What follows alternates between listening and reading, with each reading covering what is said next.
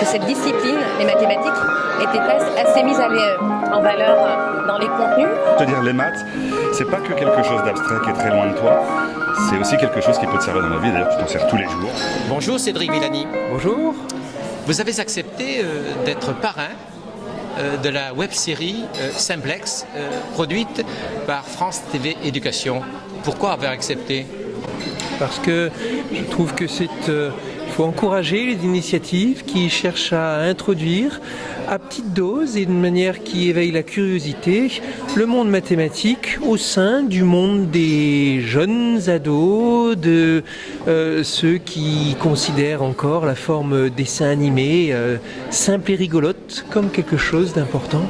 Les besoins sont importants en mathématiques. Les besoins sont importants. Nous sommes dans une révolution technologico-scientifique qui est en bonne partie conduite et dirigée par des progrès mathématiques.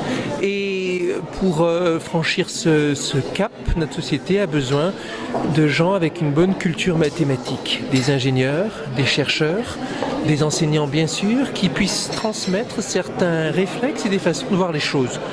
Et mathématiques, c'est pas une discipline qui est là juste pour embêter les étudiants, juste pour les forcer à réfléchir. C'est aussi pour les forcer à réfléchir, certes, mais avant tout, c'est pour résoudre des problèmes. Avec cette idée fondamentale, qui est si dure à transmettre, que certains problèmes pratiques ont besoin d'une mise en forme abstraite.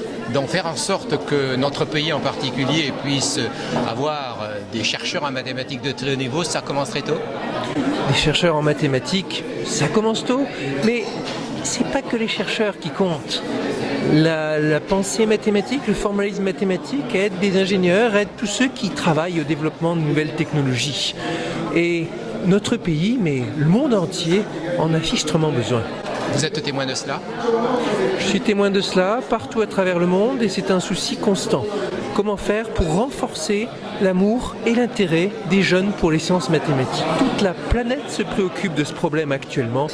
Dès qu'on s'intéresse au long terme, à l'avenir des pays, dès qu'on veut aller au-delà des simples querelles de l'instant présent, on comprend bien qu'il faut travailler sur le long terme, sur la façon dont les jeunes perçoivent les outils mathématiques. Alors cette web-série s'accompagne également d'un jeu.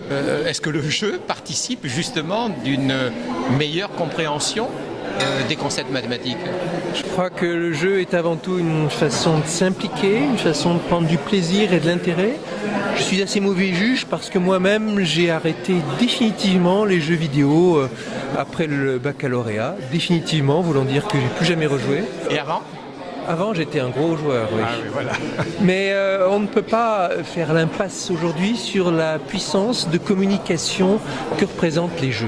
La communication et la façon dont ça permet de transmettre des idées, des états d'esprit. Alors, les initiateurs, les producteurs ont appelé cette web-série Simplex. Alors, je leur ai posé la question, avez-vous pensé aux algorithmes du Simplex ?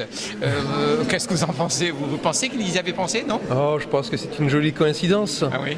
Mais l'algorithme du Simplex, surtout pour des gens qui, comme moi, ont travaillé sur des questions d'optimisation, de calcul des variations, c'est l'un des algorithmes importants du XXe siècle, on peut le dire, permettant de résoudre des problèmes avec des contraintes très très nombreuses. Quand une compagnie d'aviation, quand une compagnie de chemin de fer doit comprendre par exemple comment prendre en compte tous les très multiples paramètres qui détermineront le prix des billets, des titres de transport, ou quand des entreprises s'intéresseront à la logistique du transfert de marchandises des sites de production vers les sites de consommation.